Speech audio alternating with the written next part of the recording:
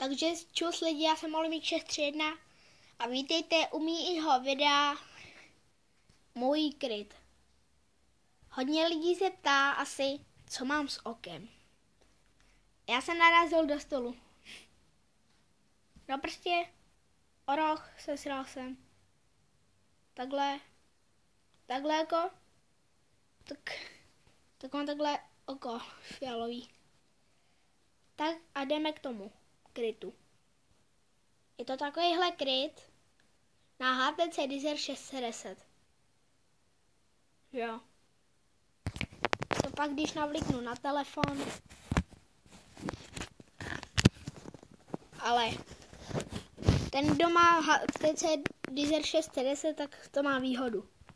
Tady ty kryty jsou prostě dobrý. Jeho sponsoru bych chtěl poděkovat, že jsem ho dostal. A hlavně poděkovat. Čekat, tak se jmenuje.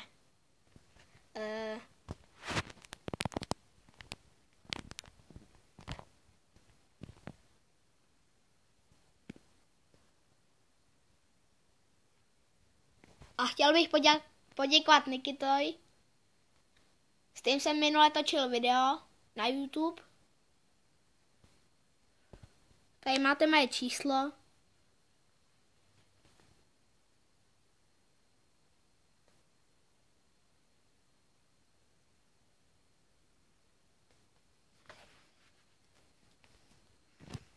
A čus.